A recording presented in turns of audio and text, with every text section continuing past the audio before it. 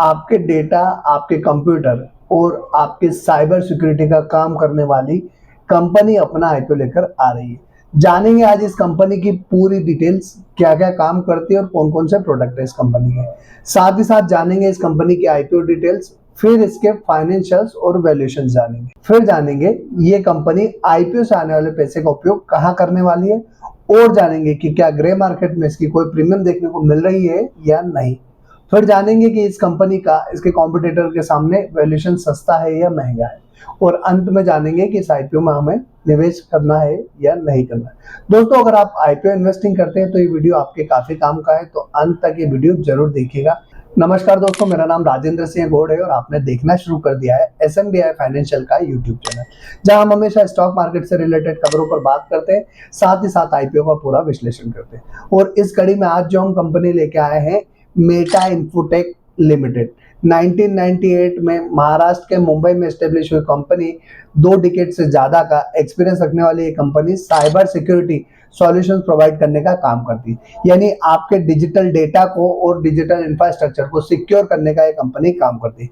ये company consulting, implementation और साथ ही साथ सस्टेंशन जैसे सर्विसेज प्रोवाइड करती है ताकि क्लाइंट का आईटी सिस्टम पूरी तरह से सेफ और स्टेबल बना रहे। ये इस कंपनी का उद्देश्य जो है वो नेटवर्क रिसोर्सेज को ऑप्टिमाइज करना और सिक्योर बनाना। अगर हम इस कंपनी के प्रोडक्ट की बात करें तो कंपनी के कई सारे प्रोडक्ट हैं जो साइबर सिक्योरिटी से रिलेटेड है, जैसे सिक्योर एक्सेस सर्विस एज यानी SASE, database and application security, endpoint detection and data protection, cloud security, identity and email security, network security. साथ ही company professional services, 24/7 management, AMC implementation और in house training भी provide करने का काम करती है। अब अगर हम इस कंपनी के क्लाइंट बेस की बात करें तो company banking sector, IT sector, manufacturing sector, insurance sector की कई बड़ी दिग्गज कंपनीज जैसे Mahindra finance, IDFC first bank, stock holding, bank of Baroda, Aditya Birla, HDFC bank, ICICI security, ICICI bank, HDB Finserv, IndusInd bank, LTI माइंट्री और NSC जैसे कई बड़े दिग्गज नाम इसके क्लाइंट पोर्टफोलियो में शामिल है। अब बात आती है कि इस कंपनी के आईपीओ में रिस्क क्या हो सकती है, तो वो एक बार हम समझ लेते हैं। कंपनी का बिजनेस काफी हद तक थर्ड पार्टी OEM वेंडर्स पर निर्भर करता है, तो ये एक रिस्क हो सकती है। साथ ही साथ साइबर सिक्योरिटी इंडस्ट्री तेजी से बदलाव आते हैं, इसलिए कंपनी को लगातार अपडेट रहना पड़ता है। और अगर कोई बड़ा डेटा ब्रीच हो जाता है तो कंपनी की जो इमेज है वो और साथ ही साथ क्लाइंट ट्रस्ट दोनों को बड़ा नुकसान हो सकता है। अब एक बार हम इस कंपनी की स्ट्रेंथ भी देख लेते हैं। तो मेटा इन्फोटेक की जो स्ट्रेंथ है वो है one stop shop for digital security, experience management team, qualified employed की मजबूत टीम, लंबे समय से चल रहे क्लाइंट का रिलेशनशिप और डिफरेंट साइबर सिक्योरिटी OEMs के साथ स्ट्रेटेजिक टाई अप, ये सभी इस कंपनी को एक स्ट्रेंथ प्रोवाइड करते हैं। तो दोस्तों, यहाँ हमने समझा इस कंपनी की पूरी बिजनेस प्रोफाइल, कंपनी का क्लाइंट बेस और साथ ही साथ समझा कि कंपनी किन किन सेक्टर को और किन किन कंपनीज को अपनी सर्विसेज प्रोवाइड करती है और ये कंपनी कौन कौन से प्रोडक्ट मार्केट में लेकर आती है। अब हम समझते हैं कि ये कंपनी का आईपीओ किस दिन शुरू हो रहा है। तो 4 जुलाई के दिन आईपीओ शुरू हो रहा है, 8 जुलाई के दिन बंद हो जाएगा। 10 रुपए फेस वैल्यू वाला शेयर है, 153 से 161 रुपीज का प्राइस बैंड है, 80.18 करोड़ का आईपीओ साइज है, 20.05 करोड़ का फ्रेश इशू है, 37,35,000 इक्विटी शेयर का OFS होने वाला है। बुक बिल्ड इशू टाइप है, BSE का SME आईपीओ है। अब हम एक बार ये समझ लेते हैं कि एक लॉट के लिए रिटेल में आपको कितना इन्वेस्टमेंट करना होगा। जो नया नियम है उसके अकॉर्डिंग आपको रिटेल में मिनिमम और मैक्सिमम दोनों सेम रहने वाला है, जिसमें आपको 1600 शेयर्स के लिए अप्लाई करना होगा, 2,57,600 रुपीज के लिए। स्मॉल HNI का जो मिनिमम इन्वेस्टमेंट होगा 3 लॉट के लिए अप्लाई करना होगा, 2400 शेयर्स के लिए 3,86,800 रुपए के लिए। इसका लॉट साइज 800 का ही है, पर नए नियम के अकॉर्डिंग अब आपको 2 लॉट से कम में आप अप्लाई नहीं कर सकते। अब एक बार हम इस कंपनी के फाइनेंशियल्स भी देख लेते हैं। तो फाइनेंशियल कंपनी ने मार्च 23 से मार्च 25 तक के शो किए हैं। 76.41 करोड़ का असेट्स मार्च 23 की है, 59.03 करोड़ की 24 की, 74.38 करोड़ की 25 की। रेवेन्यू की बात किया 109.54 करोड़ की मार्च 23 की, 153.05 करोड़ की मार्च 24 की और 220.02 करोड़ की मार्च 25 की कंपनी की रेवेन्यू है। प्रॉफिट आफ्टर टैक्स की बात की है 6.54 का मार्च 23, 10.51 का मार्च 24 और 14.50 करोड़ का मार्च 25 का इनका प्रॉफिट आफ्टर टैक्स है। एबिटा की बात करें तो 9.20 करोड़ का मार्च 23, 15.69 करोड़ का मार्च 24 और 22.24 करोड़ का मार्च 25 का एबिटा है। नेटवर्थ की बात की है 19.54 करोड़ की नेटवर्थ मार्च 23 की, 30.05 करोड़ की मार्च 24 की और 44.55 करोड़ की मार्च 25 की इनकी नेटवर्थ है। रिजर्व सरप्लस की बात की तो 18.77 करोड़ की मार्च 23, 29.28 करोड़ की मार्च 24, 26.91 करोड़ की मार्च 25 की इनकी रिजर्व एंड सरप्लस है।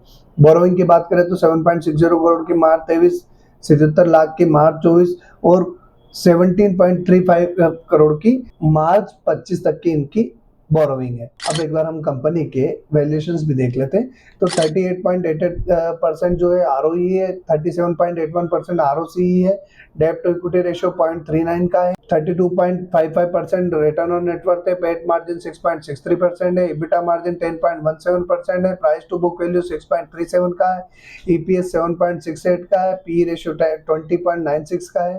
अब एक बार हम इस कंपनी को इसके कॉम्पिटिटर्स के साथ कंपेयर करके देख लेते हैं। तो यहाँ कंपनी ने अपने जो कॉम्पिटिटर्स के साथ कंपैरिजन दिया है उसमें मेटा इन्फोटेक के साथ Tech Infosec Limited, Quickvil Technologies, Strix Information Securities, इन तीनों के साथ अपना कंपैरिजन दिया है। तो ईपीएस की बात किया तो 8.22 का, मेटा का 13.77 का, टेक इन्फोसेक का, क्विकहिल का 0.94 का और 6.27 का स्ट्रिक्स इंफॉर्मेशन का।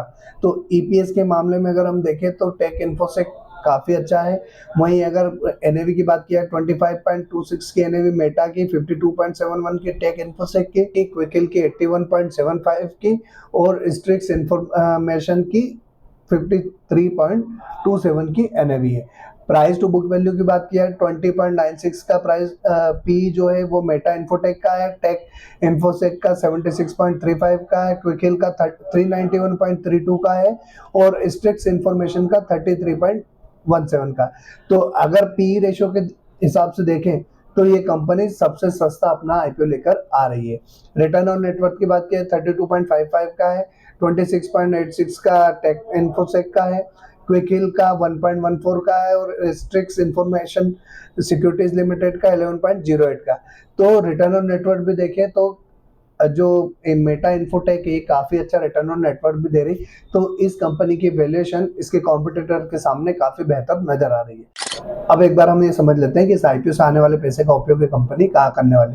तो रीपेमेंट इन अ फुल और part of certain outstanding borrowing जिसमें 16.70 करोड़ का उपयोग करने वाले हैं, 1.20 करोड़ का उपयोग funding capital expenditure toward establishment of new office premises at unit number 911 9th floor Mint Sahar Andheri में एक यूनिट ओपन करने वाले हैं जिसके लिए 1.20 करोड़ का उपयोग करने वाले हैं और 91 लाख का उपयोग ये setup of interactive experience centre at our registered office unit number 118-119 first floor Akruti star MIDC Andheri east.